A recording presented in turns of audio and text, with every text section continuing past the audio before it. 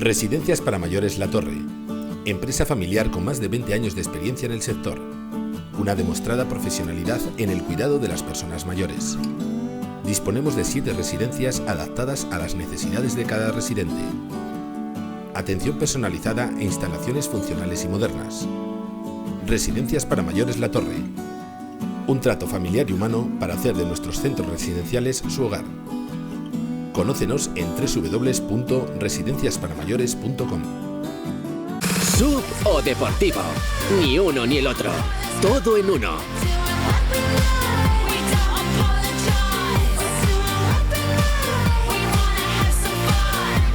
Nuevo 500X Connect totalmente equipado por 13.790 euros con 3 años de garantía. Entra en fiat.es. Hermanos Mateo Lorenzo, Polígono Industrial Las Casas, Soria. Desde Tierras Altas cultivamos nuestras tierras y criamos a nuestros cerdos. Especialistas en productos selectos del cerdo, jamones, chorizos, salchichones, lomos. En Embutidos La Hoguera creemos que tradición, tecnología e investigación son las claves para la producción de alimentos de calidad. Jamones y Embutidos La Hoguera, sabor de antaño.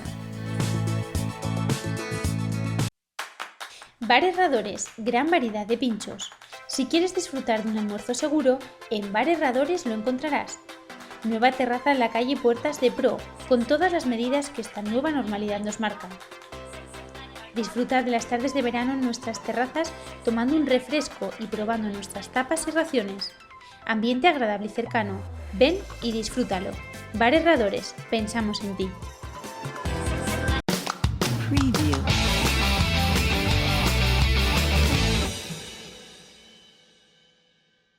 Muy buenos días, bienvenidos a un nuevo programa de la Cámara de la Propiedad Urbana. Como siempre nos acompañamos con Nieves Alcalde, a quien le agradecemos que esté con nosotros. ¿Qué tal, Nieves? Muy bien, y vosotros bien también. Bien también. Y bueno, tenemos que hablar hoy de un tema que también está de vigente actualidad por todo lo que conlleva, incluso también por todo lo que se está llevando a cabo desde la cara pública del Gobierno, desde esas portavocías, desde los ministros.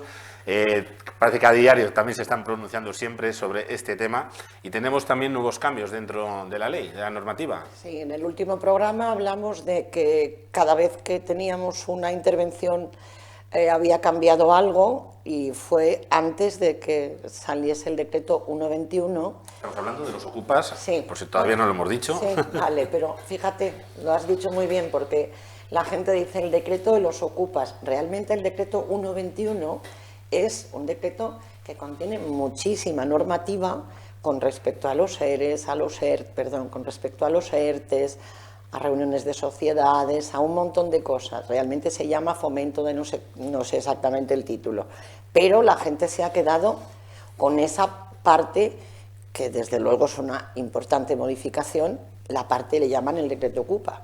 ¿Qué ha modificado respecto al anterior?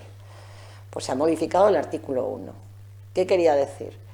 Que antes de este decreto 121, los determinados ocupas no podían acogerse a la suspensión del lanzamiento porque habían entrado con violencia en la casa, etc. Y ahora se amplía en el sentido de suspender determinados lanzamientos de ocupas a todos, prácticamente todos, considerando al ocupa consumidor vulnerable, que esa es una parte desde el punto de vista jurídico que tiene mucha crítica, ¿vale? Y 2, porque ha ampliado, es decir, el sector que podría haberse beneficiado de los llamados ocupas se ha ampliado con respecto al anterior decreto. En esta cuestión, ¿esto está afectando a todos, a empresas, grandes propietarios, pequeños? ¿A quién afecta? Buena pregunta. Esa es la principal pregunta. Porque el miedo de la gente, las consultas que nos llegan y lo que se oye en la calle, lo poco que salimos, etcétera, parece que va a afectar a todos los lanzamientos, a todos los desahucios y a todos los propietarios. No. Va a afectar a propietarios que sean empresas o los llamados grandes tenedores, que son aquellos que tienen 10 inmuebles o más. Eso hablamos también en esa primera ola, en ese primer confinamiento. Sí, lo mismo. Es decir, a una persona que tiene una vivienda, 2 o 8, no le afecta. Es decir, solamente afecta a determinados sucedidos con ser grandes propietarios o empresas. ¿Y la fecha de ocupación afecta? Afecta. Es decir, ¿en qué medida? aunque el decreto es 1.21 y se hace referencia a otros anteriores decretos y modificaciones sobre este particular, solamente se pueden acoger a esa posibilidad de suspender el lanzamiento aquellas personas que hubiesen ocupado la vivienda antes del 1 de abril del 20, que fue el primer decreto del que también hablamos, es decir, inicio de la pandemia, aquellas personas que estaban, no los que hayan hecho ocupación a cuenta de la publicación de los decretos. Creo que me estoy explicando. ¿Cómo se justifica una fecha de ocupación? Ese es el problema, ¿Por cómo se justifica? El afectado, la empresa, el gran tenedor o lo que sea, el afectado tiene que mover los hilos jurídicos para que se llegue a ese resultado final que es el lanzamiento, porque se dice separan los desahucios. No, lo que separa es el lanzamiento. El desahucio es el procedimiento y el lanzamiento es la consecuencia del desahucio. Entonces separan, con ejemplos, que yo soy muy de ejemplos, un propietario tiene un sucedido el año pasado en mayo o ahora en diciembre, si esa denuncia, reclamación civil, etcétera, la hubiese hecho el 20 de marzo, evidentemente ese señor la ocupación es antes del 1 de abril. Si la denuncia la hace en octubre, en septiembre o ahora, tendrá que demostrar que efectivamente esa ocupación se ha producido en la fecha en la que se ha producido, cosa que no siempre es fácil. ¿La duración también tiene que ver? No, también la duración no, es decir, el ocupa entra en viviendas vacías y en viviendas no vacías.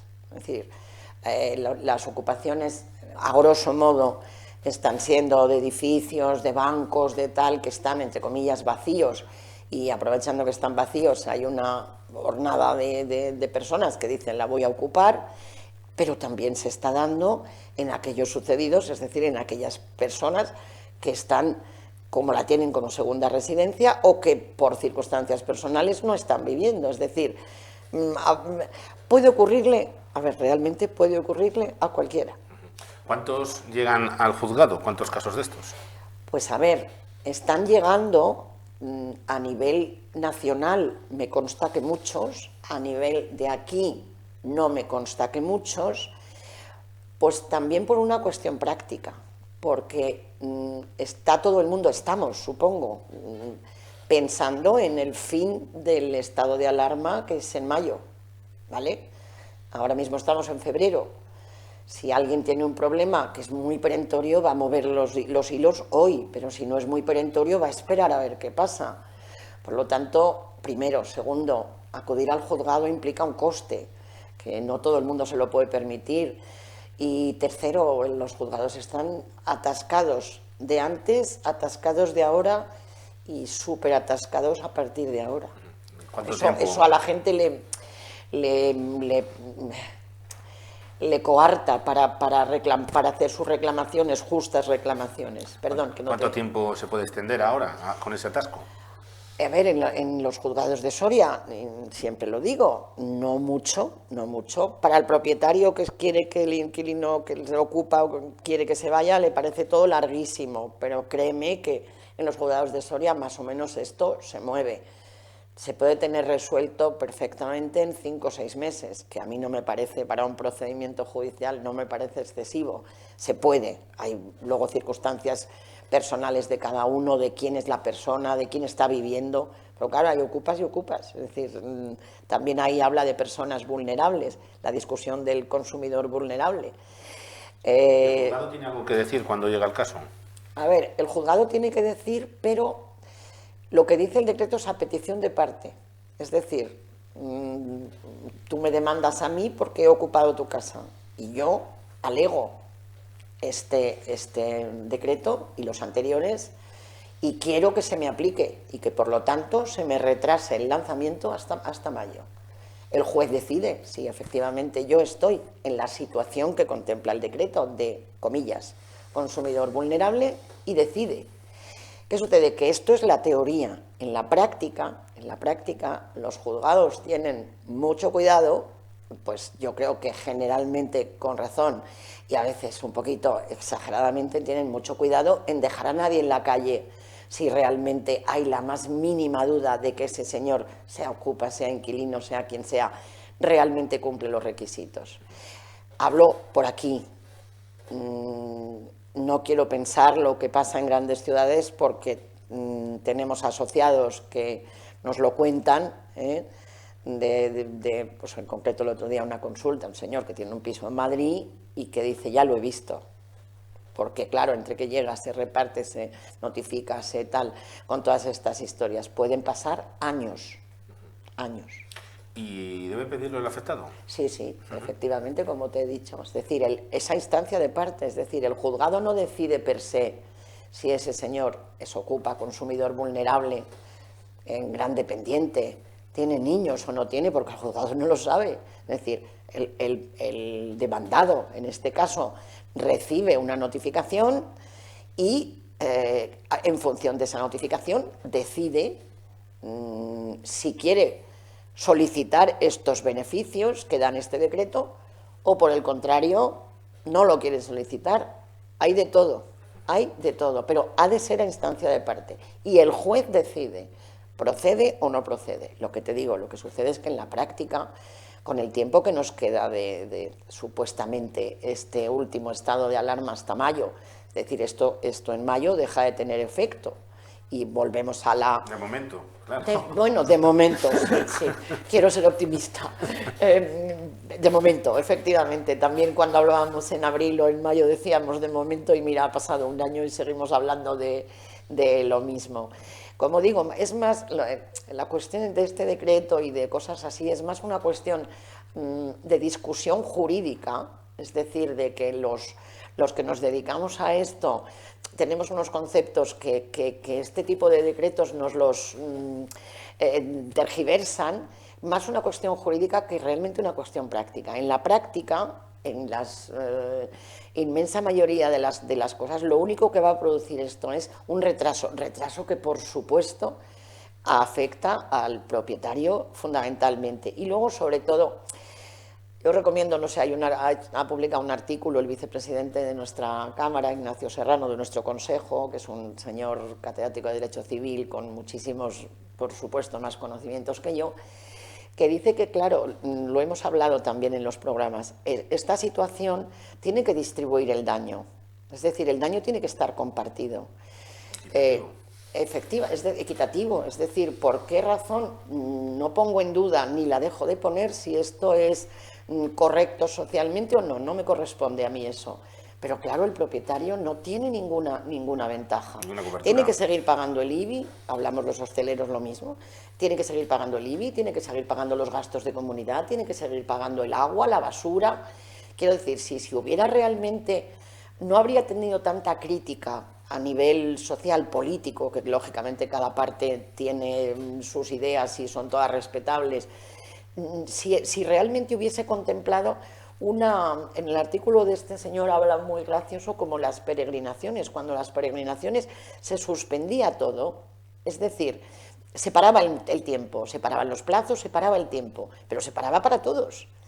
También es cierto que si todos dejamos de pagar los impuestos, el agua, las basuras y tal, pues esto se cae, pero realmente entiendo que no se ha considerado la distribución del riesgo como, a mi juicio, modestamente se debería haber hecho. Pues Nieves, como siempre, muchas gracias por estar con nosotros. Muchas gracias a vosotros y realmente espero que esto vaya hacia adelante. Nos vemos ya en el siguiente programa. Exacto. Preview.